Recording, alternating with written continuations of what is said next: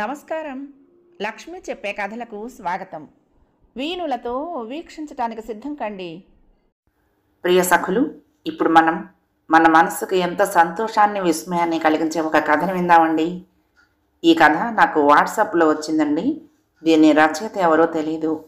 కథ చాలా బాగుంది, అందుకని వినిపిస్తున్నాను. ఇక కథ మొదలు పెట్టిస్తున్నానండి. ఆయనను అందరూ యాజులు గారు అని పిలిచేవారు.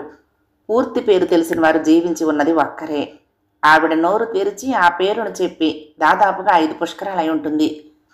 అది కూడా పెళ్లిలో గడపల దగ్గర అమ్మలక్కలు లోపలికి రాకుండా అడ్డం పడితే గత్యంతరం లేక సగం నమిలి సగం మింగేసి చెప్పింది. ఆ అమ్మలక్కల ఏకైకల్లో ఎవరికైనా వినిపించిందో లేదో. ఆయన వేదము జ్యోతిష్యము నేర్చుకున్నాడు. అన్నింటినీ మించి తల్లి దగ్గర చిన్నతనంలో ఉపనయనం అవగానే బాల ఉపదేశం పొందాడు. ఆయన ఇల్లు కదిలేది చాలా సకృత్తు. మిగిలిన రోజులలో ఆయన సర్వస్వము బాలయే. తెల్లవారుజామున లేచి కాలకృత్యాలు తీర్చుకుని బావి దగ్గర స్నానం చేసి నిత్యానుష్ఠానం, ఆ తర్వాత బాల. ఎంత పునశ్చరణ చేశాడో ఆయన ఎప్పుడూ లెక్క పెట్టుకోలేదు. యథావిధిగా హోమాలు, తర్పణాలు, అన్న వితరణ లెక్కకు మిక్కిలిగా చేశాడన్నది లోకులు అత్యంత భక్తితో చెప్పుకునేవారు. ఆయన పర్వదినాలలో సూక్ష్మ శరీరంతో ఉదయం గోదావరి తీరానికి వెళ్లి స్నానం చేసి వస్తారని శ్రోత్రియ సమూహాలలో విస్మయాశ్చర్యాలతో చెప్పుకునేవారు. మధ్యాహ్నం 1 గంటకు మధ్యాహ్న అనుష్ఠానం పూర్తి చేసి సోమిదమ్మగారు వడ్డించిన భోజనం క్లుప్తంగా చేసి 2 గంటలు విశ్రమించాక బయటకు వచ్చి అరుగు మీద కూర్చుని అప్పటికే ఆయన కోసం వచ్చిన జనులకు ముహూర్తాలు, జాతకం వేసి ఇవ్వటం, పెళ్లిళ్ల సంబంధాల గురించి సలహాలు ఇవ్వటం వగైరా పనులలో సమయం తెలియకుండా పొద్దు పొడిచేది. ఆయన ఎప్పుడూ ఇంత ఇమ్మని అడిగేవాడు కాదు. వచ్చిన వారు కూడా ఎంత ఇమ్మంటారని కానీ ఇదిగో ఇంత తీసుకోమని ఎప్పుడూ బలవంతం చేయలేదు. అవతలకు వెళ్ళి గుమ్మం దగ్గర సభక్తికంగా వారికి తోచిందేదో తాంబూలం పెట్టి అక్కడి నుండి సోమిదమ్మ గారికి దండం పెట్టి వెళ్ళిపోయేవారు. ఆవిడ ఆ వచ్చిన నగదుతోటో వస్తువులతోటో సంసారం గుట్టుగా లాక్కొని వచ్చేది. వారి 4 కుమారులు వారి మాతామహుల ఇంట్లో ఉంటూ నాన్నగారి బాటలోనే వేదం చదువుకుంటూ ఉండేవారు. ఆయనకు ఉన్న ఆస్తి ఏదీ లేదని చెప్పుకోవచ్చు. అలాగని లేదని ఎప్పుడూ చింతపడినవాడు కాదు. సోమిదమ్మగారు కూడా మనకు లేదే అని అనుకున్న ఇల్లాలు కాదు. ఆ ఏడాది చైత్ర శుక్ల దశమి నాడు ఉదయమే ఆ గ్రామంలో కలకలం రేగింది. యాజులు గారింటికి రాచపల్లకి వచ్చిందని.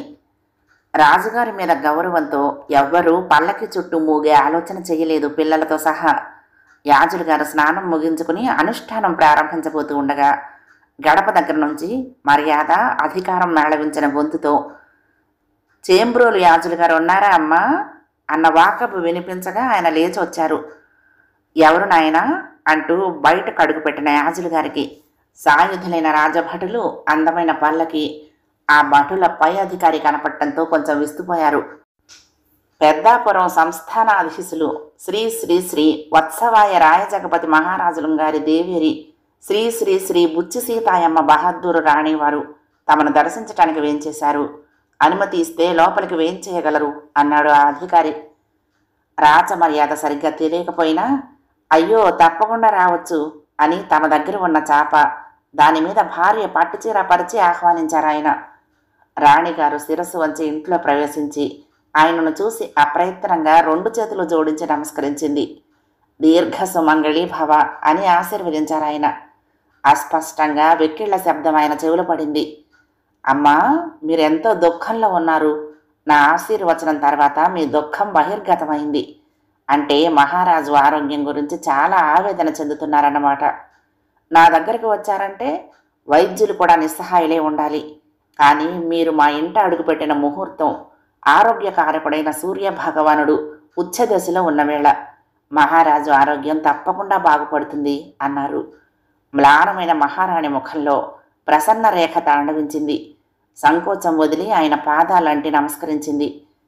2 గంటల తర్వాత జపం ముగించి బయటకొచ్చిన యాజులు గారు అర్ధనిమీలిత నేత్రాలతో మృత్యుంజయ మంత్రం పునశ్చరణ చేస్తున్న రాణిగారిని చూసి తృప్తిగా తలాడించారు.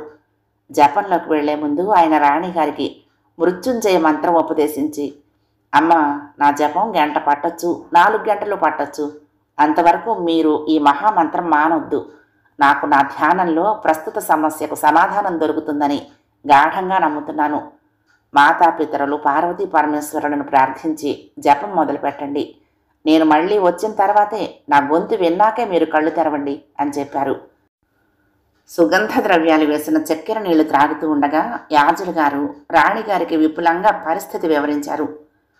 తల్లి, ఇది ఎవరు చేయించి ఉంటారు అన్న మాట వద్దు. ఉగ్రదేవత ఉపాసనతో పాటు శాబర మంత్ర ప్రయోగం జరుగుతోంది.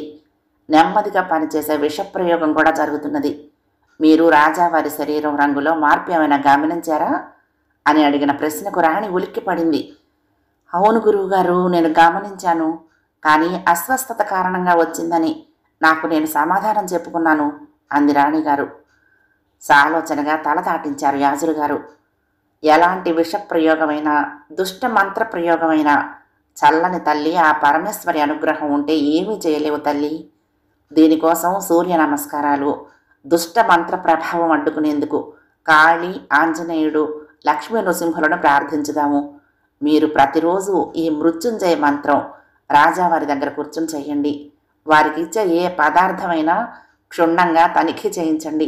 మండలం తిరిగేసరికి రాజావారి ఆరోగ్యం పూర్తిగా కుదిటి పడుతుంది అన్నారు. మీరేం చెప్తే అది చేస్తాను గురువుగారు. మా ప్రాసాదంలో ఈ సూర్య నమస్కారాలు జపాలు చేయించవచ్చునేమో అంది రాణిగారు. వద్దమ్మా, ఈ విషయం ప్రయోగం చేయించిన వారికి తెలిస్తే మంచిది కాదు. ప్రత్యక్షంగా దాడి చేయవచ్చు. నేను స్వయంగా ఇవన్నీ చేస్తాను. గోప్యత చాలా అవసరం తల్లి అన్నారు. మరి అవన్నీ చేయటానికి ద్రవ్యాలు, వాటిని సేకరించుకోవటానికి ధనం అవసరం కదా. నేను ఆ ధనం సమకూరుస్తాను అన్నారు రాణిగారు. వద్దమ్మా, ఈ నేలను చల్లగా పరిపాలించే ప్రభువుల కోసం, వారి ఆరోగ్యం కోసం ఆ మాత్రం చేయటం నా ధర్మం. మీరు మరేమీ ఆలోచించకుండా రాజావారి దగ్గరకు వెళ్ళిపోండి. మిగిలినవన్నీ ఆ అమ్మే చేయిస్తుంది చెప్పారాయన. సజ్జల నయనాలతో మరొకసారి ఆయన పాదాలకు నమస్కరించి పల్లకి ఎక్కారు రాణిగారు. పట్టు పరుపు మీద ఎత్తైన బాలీసుకు ఆనుకొని అలసిన ముఖంలో కొద్దిగా చిరునవ్వుతో రాణిగారు మంద్రంగా చెప్తున్న వివరాలను పటిక బెల్లం, కుంకుమ పువ్వు, ఔషధ మూలికలు కలిపిన ఆవు పాలను త్రాగుతూ వింటున్నారు జగపతి రాయలు. అయితే మీ గురుదేవుల మంత్రబలం చాలా శక్తివంతమైనదని అంటారు, అంతేనా? కొంచెం పరిహాసం, కొంత గౌరవం కలగలిపి వ్యాఖ్యానించారాయన. పరిహాసానికి కూడా వారి శక్తిని శంకించకండి ప్రభు. మీరు ఈ రోజున ఇలా మాట్లాడగలుగుతున్నారు అంటే వారి భక్తి ప్రపత్తులే కారణం అన్నారు రాణిగారు. యాజులు గారు దీక్షలోకి వెళ్ళిన వారం రోజుల్లో రాజావారి ఆరోగ్యంలో మార్పు స్పష్టంగా కనపడింది. 15 రోజులకు ఒత్తిగిలి పడుకోవటం, ఆసరాతో బాలీసును ఆనుకుని కూర్చోవటం చేశారు. ఈ మార్పులు బయటకు పొక్కనీయలేదు రాణిగారు. 1 రోజులకు ఘనపదార్థాలను కూడా తినగలిగారు రాజావారు. 40 రోజులు పూర్తయ్యేసరికి తనంతట తాను లేచి నడవగలిగారు. శరీర వర్ణం పూర్వపు బంగారు వన్నెలోకి వచ్చింది. 40 రోజులు పూర్తవగానే రాణిగారు యాజులు గారికి సవివరంగా లేఖ రాయించి నమ్మకమైన అనుచరుడికిచ్చి పంపించారు. రాజావారు అత్యంత గోప్యంగా గూఢచర్యం చేయించి అంతర్గత శత్రువులను గుర్తించి ఎవరికీ అనుమానం రాకుండా మట్టు పెట్టించేశారు. ఇదంతా అయ్యేసరికి దాదాపుగా 5 నెలలు పట్టింది. ఆశ్వీజ మాసం నవరాత్రుల అనంతరం యాజులు గారి ఇంట హడావుడు మొదలైంది.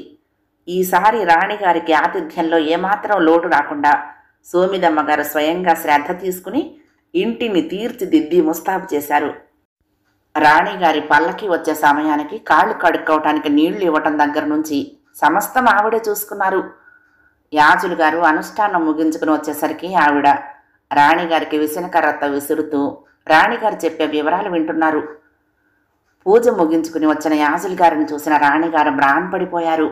బ్రహ్మ తేజస్సు ఉట్టిపడి ఆయన శరీర ఛాయ నలుపులోకి మారింది. కానీ కళ్ళల్లో ఆ తేజస్సు మాత్రం అలాగే ఉంది. అమ్మా, రాజావారి మీద జరిగిన ప్రయోగం ఎంత జటిలమైనది అంటే దానికి విరుగుడుగా ఆ ప్రయోగాన్ని నా మీదకు తిప్పుకోవటం తప్ప వేరే దారి లేదమ్మా అన్నారాయన రాణిగారి సందేహాన్ని తీరుస్తూ. జలజల కారే కన్నీటిని తుడుచుకోవటానికి ప్రయత్నం కూడా చేయకుండా ఆ దంపతుల కాళ్లకు మొక్కి నూతన వస్త్రాలు బహుకరించి పల్లకి ఎక్కారు రాణిగారు. వారం రోజుల తర్వాత ఒల్లూరు కరణం గారు యాజులు గారి ఇంటికి వచ్చి రాజావారి వద్ద నుంచి వచ్చిన ఫర్మానా చదివి 100 ఎకరాల భూమికి సంబంధించిన పట్టాను సగౌరవంగా అందజేశారు. విస్తుపోవటం ఆ దంపతుల వంతైంది. ఈ దాన శాసనం యాజులు గారికి అందచేసే ముందు రాజప్రసాదంలో ఏం జరిగిందంటే, ప్రభువులు రాణిగారు రాయించి తెచ్చిన దాన శాసనం పూర్తిగా చదివి భ్రుకుటి మూడిచి, ఏమిటి రాణిగారి వితరణశీలత 70 ఎకరాలైంది అని అడిగారు. రాణిగారు ప్రభువుల ముఖంలో అర్థాలు వెతుకుతూ, ప్రభువుల ఆరోగ్యం నా సౌభాగ్యం ముందు ఏది ఎక్కువ కాదు ప్రభు, రాణిగా నాకున్న పరిధి ప్రకారమే 70 ఎకరాలు రాయించాను అన్నారు. ఆవిడ ముఖ కవళిక చూసి పక్కున నవ్వి ఆ శాసనం చేతిలోకి తీసుకుని 70ని 100గా మార్చి రాజముద్రిక వేసి తిరిగిచ్చేశారు ఆయన. పూర్ణ సంఖ్య బాగుంటుందని అనిపించింది.